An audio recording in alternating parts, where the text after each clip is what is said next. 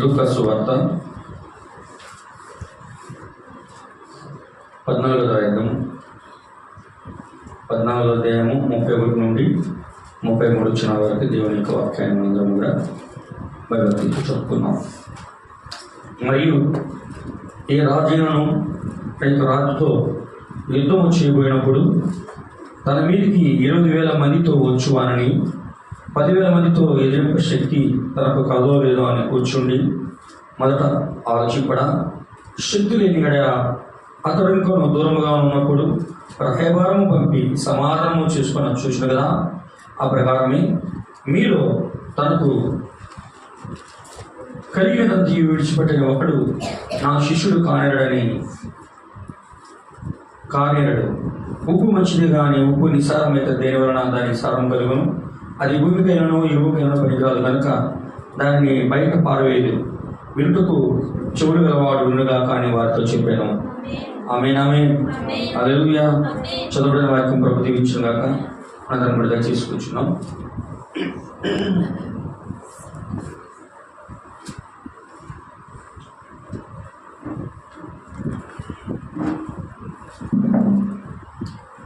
దేవుని యొక్క పరిశుద్ధ నామానికి మహిమ కలుగును గాక. హల్లెలూయా. సరే, కొద్ది నిమిషాలు మనం దేవుని యొక్క వాక్యం చూద్దాం. మొదటిగా సాధన దేవుని యొక్క పరిశుద్ధులందరికీ కూడా ప్రభు యేసుక్రీస్తు శుభములు వందనాలు తెలియజేస్తున్నాను.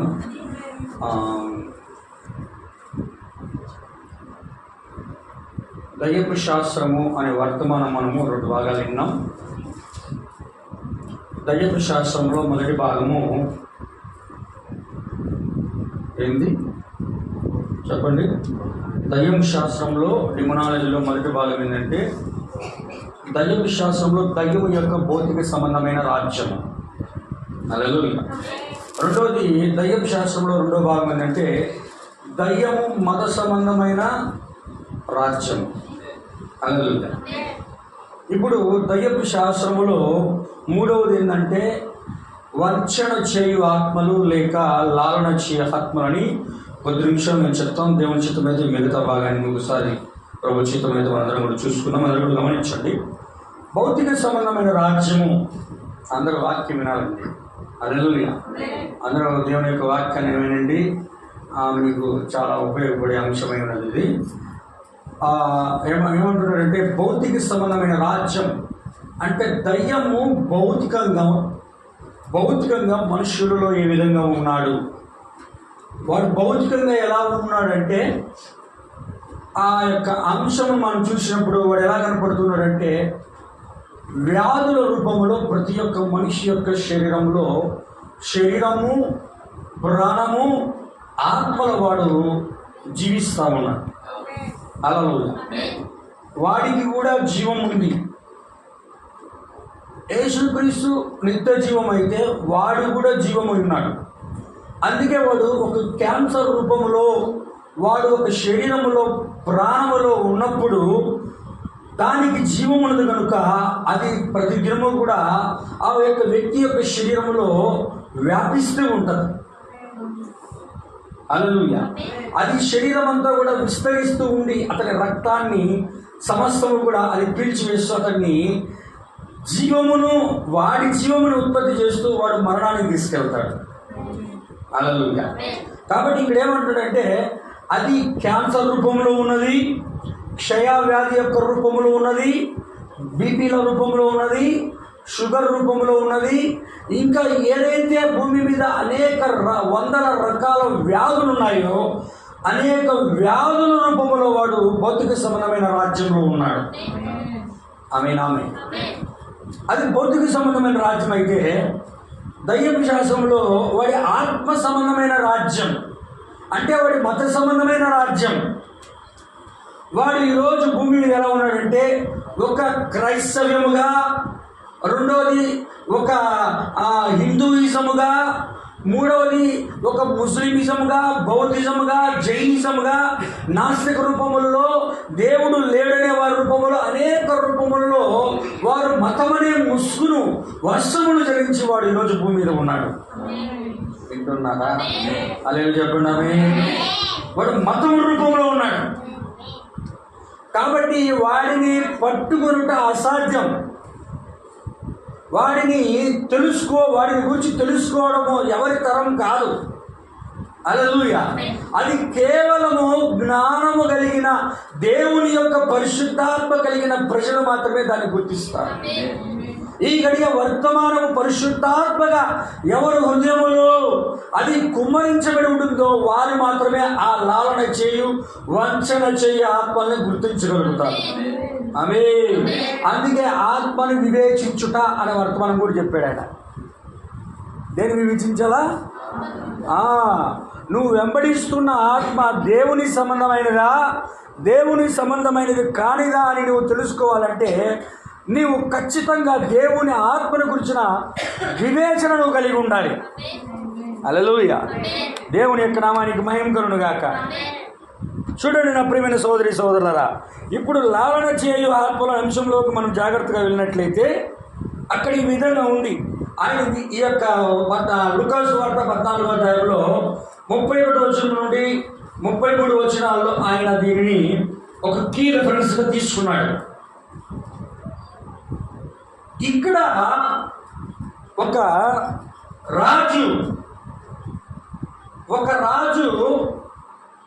రాజు మీదకి యుద్ధమునికి వెళ్ళేటప్పుడు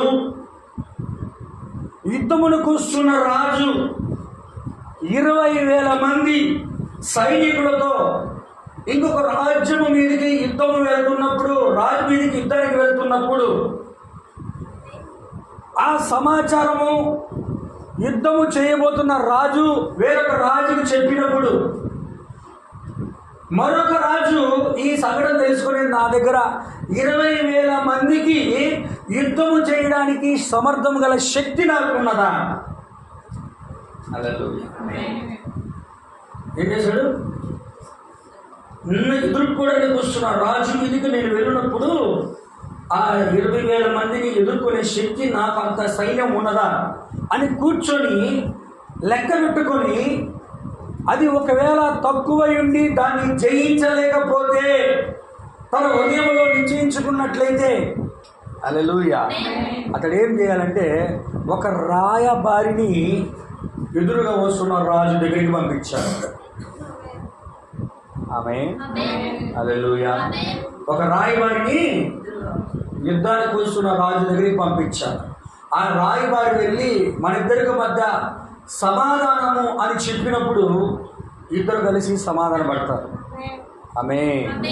అలా కాకుండా ఎదురుగా వస్తున్నటువంటి రాజు, యుద్ధమునకు సంబంధించినటువంటి వ్యక్తి ఏ సమాధానం ఇవ్వకపోతే ఇతడు నశించిపోతాడు. వింటున్నారా? హల్లెలూయా. ఏం జరిగిందండి? రాజు చనిపోతాడు, అతని యొక్క సేవకులు చనిపోతారు, అతనికి సంబంధించిన రాజ్యం కూలిపోతుంది, అతని పట్టణము నాశనం అయిపోతుంది, అతనికి సంబంధించిన సమస్తము కూడా నాశనం చేయబడుతుంది. హల్లెలూయా. అది ఇక్కడ ఏం చేస్తున్నాడంటే ఇలా ఒక మాటను ఉపమానముగా ఆయన తీసుకొని కింద ఏమంటున్నాడో చదవండి. ఆ మొత్తం వాక్యం మీరు జాగ్రత్తగా గమనించినట్లయితే 14వ అధ్యాయము, హల్లెలూయా, 14వ అధ్యాయంలో 31వ వచనం నుంచి చదవండి దయచేసి. మరియు ఏ రాజైనను మరొక రాజుతో యుద్ధము చేయబోయినప్పుడు తన మీదకి 20,000 మందితో వచ్చు వానిని 10,000 మందితో ఎదిరింప శక్తి తనకు కలదో లేదో అని కూర్చుండి మొదట ఆలోచన విచారణ చేసుకొనడా. శక్తి లేకపోతే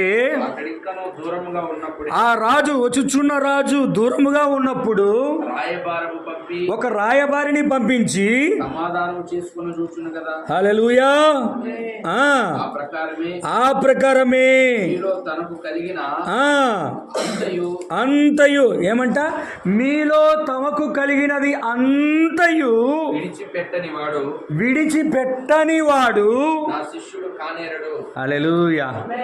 ఏమంటండి?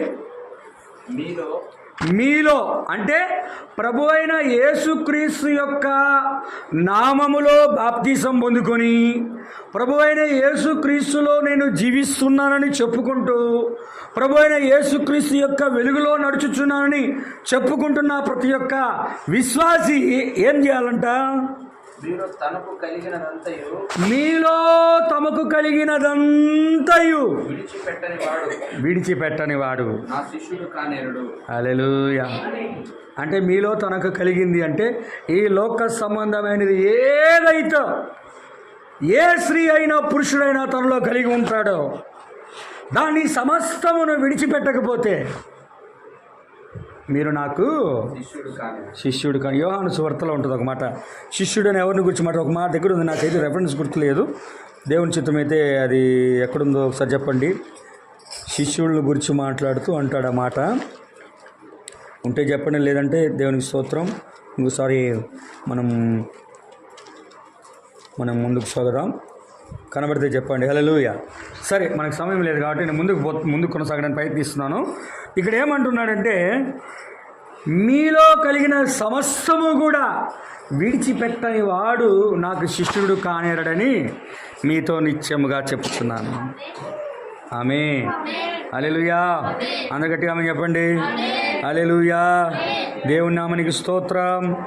కాబట్టి మనకు కలిగినది సమస్తము లోక సంబంధమైనది ఏదైనా సరే మొదటగా మనం విడిచిపెట్టకుండా ఎన్నడూ కూడా యేసుక్రీస్తు యొక్క శిష్యులం కాలేము.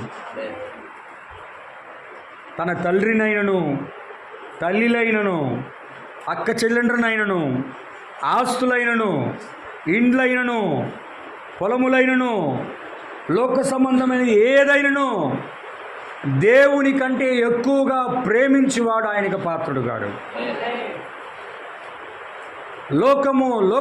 లోక శరీర ప్రాణ లోకములోని శరీరాశ, నేత్రాశ, జీవపటము, లోకములో ఉన్నవన్నీ దేవుని నుండి పుట్టినవి కావు. హల్లెలూయా. వాటిలో ఏమి ఉన్నను వాడు క్రీస్తు వాడు కాదు. వింటున్నారా? ఆమేన్, ఆమేన్. కాబట్టి దీని గురించి మాట్లాడుతూ ఏమంటున్నాడంటే ఈ యొక్క వర్తమానంలో ఈరోజు వంచన చేయు ఆత్మలు సంఘములో ఉన్నాయి, లాలన చేయు ఆత్మలు ఈరోజు సంఘములో ఉన్నాయి. హల్లెలూయా. భౌతిక సంబంధమైన రాజ్యములో వాడొక రోగము రూపములో ఉంటే, ఆత్మ సంబంధమైన రాజ్యములో వాడు మతం అనే ముసుగు వస్త్రములు వేసుకొని ఉంటే, ఈరోజు వాడు సంఘములో విశ్వాసి అనబడే ముసుగును వేసుకొని సంఘంలో ఉన్నాడు. వాడు ఆ యొక్క విశ్వాసుల యొక్క శరీరాలలో ఆ విధంగా కనబడుతున్నాడు. హల్లెలూయా. వాడు ఎలా ఉన్నాడండి? విశ్వాస యొక్క రూపంలో ఎలా ఉన్నాడు? సంఘమునకు వచ్చినంతసేపు వాక్యమును వింటున్నాడు, వాక్యమునకు నేను విధేయత చూపిస్తా అంటున్నాడు. హల్లెలూయా. బయటికి వెళ్ళి సిగరెట్లు తాగుతున్నాడు,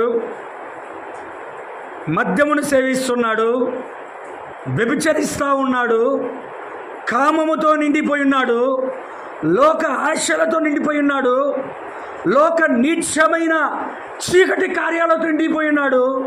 మరలా సంఘమునికి వచ్చి ఒక విశ్వాసి వేషములో ఒక క్రీస్తు వలె సంఘములో నటిస్తూ ఉన్నాడు.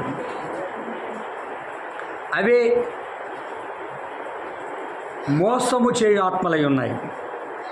అందుకే దేవుడు అన్నాడు ఒక మాట, మోసపోకుడి, దేవుడు వెక్కిరించబడడు.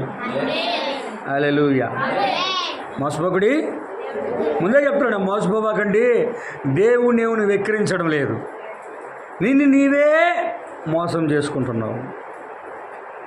అతనికి తెలుసు అది వాక్యానుసారం కాదని, ఆమెకు తెలుసు అది వాక్య ప్రకారం తప్పని. హల్లెలూయా.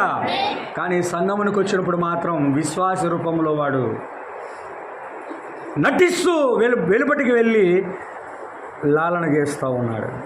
వెలుపట ఉన్నప్పుడు సాతానుడు వాడిని లాలన చేస్తూ ఉన్నాడు, లోకముతో సరసములాడినట్లుగా చేస్తూ ఉన్నాడు. క్రీస్తు యొద్దకు వచ్చినప్పుడు విశ్వాసి వలె నటిస్తూ ఉన్నాడు. ఆమేన్, హల్లెలూయా. కాబట్టి నా ప్రియమైన సోదరి సోదరులారా, దానికి ఉదాహరణగా ఆయన ఒక ఉదాహరణ చెప్తా ఉన్నాడు ఆ వర్తమానంలో. ఆ యొక్క వర్తమానం గురించి మీరు గమనించినట్లయితే, ఇజ్రాయేల్ ప్రజలందరూ 12 గోత్రములు, కానీ దాంట్లో 11 గోత్రములు ఇజ్రాయేలీలు, 1 గోత్రము యూదా గోత్రముతో ఉన్నారు. సొలొమోను రాజ్యము చీల్చివేయబడిన తర్వాత వచ్చినటువంటి రాజులను మీరు గమనించినట్లయితే, యూదులకు రాజుగా యెహోషాపాతు ఉన్నాడు, ఇజ్రాయేలుకు రాజుగా అహాబు ఉన్నాడు. ఆమేన్, హల్లెలూయా. ఇద్దరు బంధువులు, రక్త సంబంధులు. ఏమండి, ఇద్దరు రక్త సంబంధికులేనా? ఇద్దరు మంచి బంధువులు, రక్త సంబంధికులు, ఇద్దరు బాగా సన్నిహిత సహవాసం కలిగి ఉండేవాళ్ళు. హల్లెలూయా. కానీ యెహోషాపాతు అహాబును రామోత్ గిలాదు మీదకి యుద్ధమునికి వెళ్ళడానికి అహాబు అడిగినప్పుడు యెహోషాపాతు దేవుని యొద్ద విచారణ చేయవలనని అతడు అహాబుతో అన్నాడు. వింటున్నారా? విచారణ చేయవలనప్పుడు యెహోషాపాతు అంటున్నాడు, యెహోవా యొద్ద మనం విచారణ చేయొద్దామని అంటున్నాడు యెహోషాపాతు. హల్లెలూయా.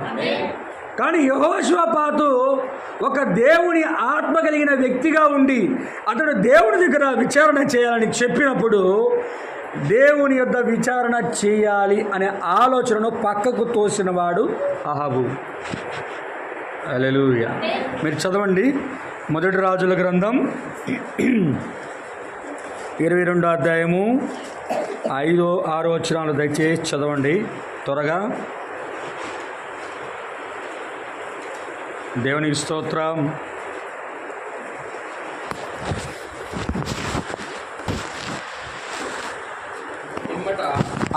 యెహోషాపాతు నేడు యెహోవా యొద్ద విచారణ చేయదము రండని ఇశ్రాయేలు రాజుతో అనగా, హల్లెలూయా. ఇజ్రాయేలు రాజు దాదాపు 400 మంది ప్రవక్తలను పిలిపించి, అవును, యుద్ధము చేయుటకు రామోత్ గిలాదు మీదకి పోకుందునా అని వారిని అడిగాను. అందుకు యెహోవా, హల్లెలూయా, రాజైన నీ చేతికి అప్పగించును కనుక కొండని వారు చెప్పిరి. కానీ యెహోషాపాతు, హల్లెలూయా, విచారణ చేయుటకై మీరు తప్ప యెహోవా ప్రవక్తల్లో ఒకడైనా ఇక్కడ లేడా? హల్లెలూయా అని అడిగాను. అందుకు ఇశ్రాయేలు రాజు ఇమ్లా కుమారుడైన మీకాయా. చూడండి పైన ఏమంటున్నాడంటే, మనము యెహోవా యొద్ద విచారణ చేయుదుము అని యెహోషాపాతు అన్నప్పుడు అక్కడ ఏమంటున్నాడంటే, మనము విచారణ చేయడానికి 400 మంది ప్రవక్తలు ఉన్నారంటున్నాడు. ఆమేన్. కానీ అక్కడ యెహోషాపాతు ఆ ఆత్మలను గుర్తించాడు. ఆ యెహోషాపాతు ఏం చేయాలనుకున్నాడంటే, యెహోవా ప్రవక్త కొరకు ఎదురు చూస్తూ ఉన్నాడు. హల్లెలూయా. యెహోవా యొద్ద విచారణ చేయాలనుకుంటున్నాడు. ఆమేన్. కానీ అక్కడ ఏం జరుగుతూ ఉన్నది? అక్కడ ఇమ్లా కుమారుడుగా ఉన్నటువంటి మికాయా వచ్చాడు, దేవుని దగ్గర ప్రార్థన చేశాడు. రామోత్ గిలాదు మీదకి యుద్ధమునికి వెళితే ఎటువంటి అపాయము జరుగుతుందో అక్కడున్న ప్రజలందరికీ కూడా తెలియజేశాడు. హల్లెలూయా. కానీ అక్కడ ఏం జరుగుతూ ఉన్నదంటయ్యా, వాళ్ళందరూ కూడా నిజమైన దేవుని ఆత్మ ఆ యొక్క ఇమ్లా కుమారుడుగా ఉన్న మికాయా హృదయములో నుండి పెదవులలో నుండి మాట్లాడినప్పుడు ఆ దేవుని ఆత్మను వాళ్ళు త్రోసివేశారు. ఆమేన్, హల్లెలూయా. ఎప్పుడైతే దేవుని ఆత్మను త్రోసివేశారో అక్కడ ఉన్నటువంటి అహాబు అక్కడ ఉన్నటువంటి రాజ్యము, అక్కడ ఉన్నటువంటి ప్రజలు, అక్కడ ఉన్నటువంటి సమస్తము కూడా మోసము చేయబడినట్లుగా, నాశనము చేయబడినట్లుగా దేవుని యొద్ద నుండి వంచన చేయు ఆత్మను అక్కడ దేవుడు 400 మంది ప్రవక్తల మీదకి పంపిస్తూ ఉన్నాడు. ఇప్పుడు 400 మంది ప్రవక్తల చేత అహబు మోసం చేయబడ్డాడు, ఆ రాజ్యము కూడా మోసం చేయబడింది. హల్లెలూయా. కానీ యెహోషువపాతు అహాబును వెంబడించాడు, కానీ అతడు మొదటగా దేవుని యందు ఆసక్తి గలవాడు కనుక దేవుడు అతడి ప్రాణమును రక్షించాడు. హల్లెలూయా. కానీ ఏలియా ప్రవక్త చెప్పినట్లుగా దేవుని యొక్క ప్రవచనం నెరవేరినట్లుగా వంచన చేయు ఆత్మల ద్వారా, లాలన చేయు ఆత్మల ద్వారా అహబు ఆయన సంతానము నాశనము చేయబడ్డది. హల్లెలూయా. అహబు వాని సంతానం వింటున్నారా? హల్లెలూయా. అహాబు ముందే చచ్చిపోయాడు. మరి గమనించాలా, అహాబు ముందే చచ్చిపోయాడు. తర్వాత యెజబెల్ చచ్చిపోయింది. ఆమె హల్లెలూయా. తర్వాత అహాబు యెజబెల్ యొక్క కుమారులు అందరూ కూడా చనిపోయారు. అవును కాదా? హల్లెలూయా. అలాగనే మొదటగా అమెరికా దేశం నాశనం అయిపోతుంది, తర్వాత యెజబెలు నాశనం అయిపోతుంది, తర్వాత వాని ద్వారా క్రూర మృగము యొక్క ముద్ర కింద ముద్రించబడిన యెజబెల్ యొక్క కుమారులందరూ కూడా నశించిపోతారు. హల్లెలూయా. మీ అందరికీ అర్థమైనదా? హల్లెలూయా. అవన్నీ కూడా శ్రమల కాలంలో జరగబోయే సంఘటనలు ఉన్నాయి. అందుకే దేవుని యొక్క వర్తమానికుడుగా మికాయాని ఏ విధంగా తోసేసినట్లుగా, ఆయన వర్తమానమును త్రోసివేసినట్లుగా, హల్లెలూయా, ఈరోజు ప్రపంచమంతా కూడా నిజమైన వర్తమానమును త్రోసివేసినట్లుగా అనేక మంది 400 మంది ప్రవక్తలు ఉన్నట్లుగా ఈరోజు కూడా అబద్ధ ప్రవక్తలందరూ కూడా బయలుదేరి వస్తారు. నిజమైన ప్రవక్త మికాయా ఉన్నాడు, 400 మంది ప్రవక్తలు హెబ్రీలే కానీ అబద్ధమైన వారు. నిజమైన అభిషక్తుడు మికాయా, వీళ్ళు కూడా అభిషక్తులే కానీ అబద్ధమైన వారు. ఇక్కడ కూడా నిజమైన అభిషేకం ఉంది. హల్లెలూయా. ఇక్కడ కూడా నిజమైన అభిషేకం ఉంది. కానీ మికాయా దగ్గర ఉన్నది నిజంగా దేవుని యొక్క పరిశుద్ధాత్మ ఉన్నది. హల్లెలూయా. కానీ వీరి దగ్గర అబద్ధమును నమ్మునట్లు మోసము చేసే శక్తిని దేవుడే వారికి పంపుచున్నాడు. ఆమేన్. హల్లెలూయా.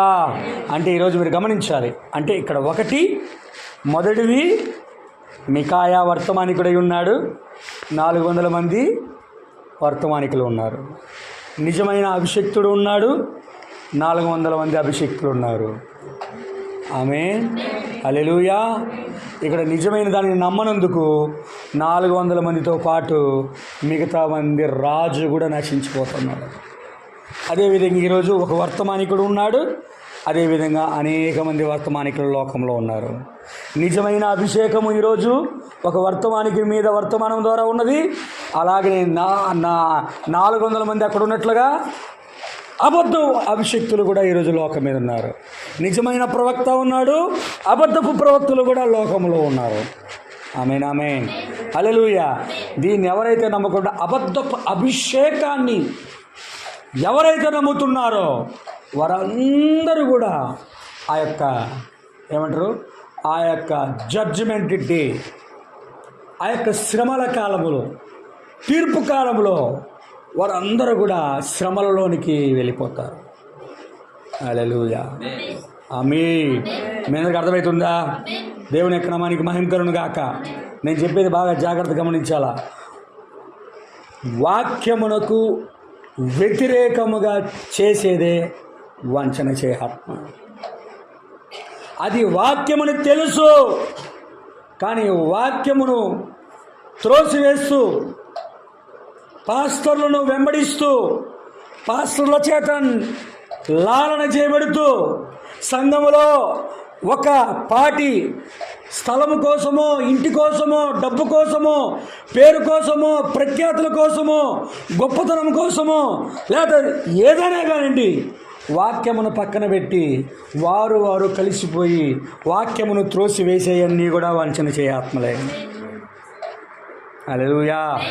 దేవుని యొక్క నామానికి మహిమ గాక. అదే లాలన చేయడం. ఆత్మ అంటే ఆత్మ సంఘములో లాలన చేస్తాం. ఎందుకంటే పాస్టర్ గారు కూడా ఏమనరు, ఆయన కూడా లాలన చేస్తుంటాడు. నువ్వు సంఘానికి వస్తే చాలు, కానుక ఇస్తే చాలు, దశం భాగం ఇస్తే చాలు, నువ్వు ఎప్పుడైనా రా, ఎప్పుడైనా పో. వాక్యం చెప్తుంటే మధ్య మధ్యలో కూడా పోయి సిగరెట్లు తాగిరా, బీడీలు తాగిరా, లేకపోతే ఫోన్ మాట్లాడుకునిరా, కాసేపు వీడియోలు చూసుకొనిరా. నేనేం రా, నువ్వు సంఘానికి వస్తే రా, లేకపోతేలే. కానీ డిసెంబర్ 25 తేదీ కనపడు, డిసెంబర్ 31 తేదీ కనపడు, నీకు అన్నీ ఆశీర్వాదాలని చెప్పి అన్నీ కూడా లాలన చేయ ఆత్మ. దేవుని వాక్యం లేకుండా ఎన్నడూ కూడా ఆశీర్వాదం రాదు. దేవుని వాక్యము ఎల్లప్పుడూ దేవుడై ఉన్నాడు. ఆమేన్. వాక్యము లేకుండా ఒక వ్యక్తికి ఎన్నడూ కూడా నిజమైన ఆశీర్వాదం అన్నది రాదు. నిజమైన ఆశీర్వాదం ఒక వ్యక్తికి రావడము అంటే అది నిత్య జీవమైనది. ఆమేన్.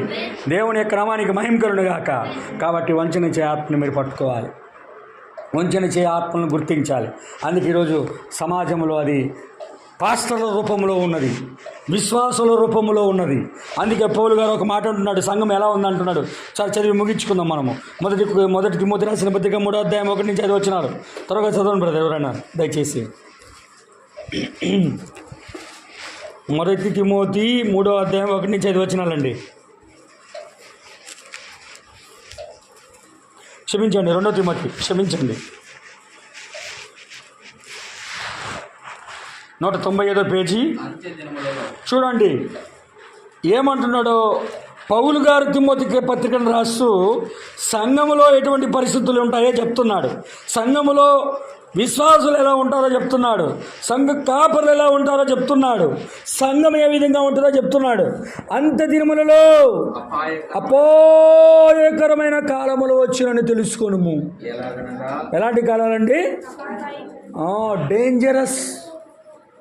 డేంజర్తో కూడిన కాలాలు ఇవన్నీ, మోసపూరితమైన కాలాలు ఇవన్నీ. హల్లెలూయా, దేవునికి స్తోత్రం. మోసపోయేవాడికేమో అపాయకరమైన కాలము, కానీ నిజమైన దేవుని కొరకు జీవించే విశ్వాసికైతే ఇది స్వర్ణయుగమైనది. ఆమేన్. అందుకే అపాయకరమైన కాలములై ఉన్నాయి అని తెలుసుకో. ఏలైనగా సంఘములో ఉన్న మనుషులు, సంఘంలో ఉన్న మనుషులు ఎలా ఉంటారండి? అబ్బా, సెల్ఫిష్ అనమాట, స్వార్థ ప్రియులు, ధనము ఎక్కువగా ప్రేమించే వాళ్ళు, సంఘములో ఉన్న వాళ్ళు అహంకారులు, దూషకులు, తల్లిదండ్రులకు అవిధేయులైన వారు, పిల్లలు, కృతజ్ఞత అని సహాయం చేసే కృతజ్ఞతే లేని వాళ్ళు, సంఘములో అపవిత్రులు, అబ్బో అనురాగరహితులు, అతి ద్వేషులు, అపవాదకులు, అజితేంద్రియులు, క్రూరులు, సజ్జనం అంటే వాక్యాన్ని ద్వేషించే వాళ్ళు, ద్రోహులు, మూర్ఖులు, గర్వాంధులు, దేవుని కంటే సుఖమును ఎక్కువగా ప్రేమించేవారు. హల్లెలూయా. దేవుని కంటే ఎక్కువగా సుఖాన్ని ప్రేమించేవారు. ఏమండి? కాబట్టి వాళ్ళు ఇంకా 5వ వచనం చూడండి, పైకి ఎట్లా ఎవరి గురించి మాట్లాడుతున్నాడు ఆయన? చెప్పండి మరి, ఎవరి గురించి మాట్లాడుతున్నాడు? సంఘంలో ఉన్న విశ్వాసే. పైకి తెల్లని వస్త్రాలు వేసుకొని తెల్ల చీర కట్టుకొని లేకపోతే టిప్పు టాప్గా సూటు కోటు వేసుకొని హల్లెలూయా వస్తారు, సంఘానికి వస్తారు, పోతారు, వస్తారు, పోతారు. కానీ ఏం చేస్తారంట? పైకి భక్తి, ఎంతో ప్రార్థన, భక్తితో కూడిన ప్రార్థన, భక్తితో పాటలు పాడడం, భక్తితో దేవుని వెంబడిస్తున్నట్లుగా సంఘంలో చూపించుకోవడం అన్నీ కనపడుతూ ఉంటాయి విశ్వాసుల యొక్క సంఘాల్లో. హల్లెలూయా. కానీ పైకి భక్తి గల వారి వలె ఉండియు దేవుని యొక్క పరిశుద్ధాత్మ శక్తిని ఆశ్రయించిన వారనై ఉందురు. ఇట్టి వారిని అసలు పట్టించుకోబాక. హల్లెలూయా. ఆయన అబద్ధమైన విశ్వాసుల గురించి మాట్లాడుతున్నాడు, నిజమైన గురించి మాట్లాడడంలా. సరికొచ్చు నిజమైన వారి గురించి ఆయన మాట్లాడడంలో దేవుని పరిశుద్ధాత్మ సంఘములో అటువంటి వారు ఉంటారని 2000 సంవత్సరాలకు ముందే దేవుని యొక్క పరిశుద్ధాత్మ పౌలు గారిలో ఉండి మాట్లాడతారు.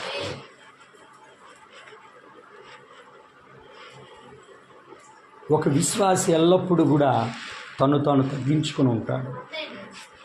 క్రీస్తు ఎలా తను తాను తగ్గించుకొని ఈ లోకంలో జీవించాడో అలాగే నిజమైన పరిశుద్ధాత్మ బాప్తిసము కలిగిన క్రీస్తు యొక్క శరీరంలోని ఒక నిజమైన అవయవముగా ఉన్న వ్యక్తి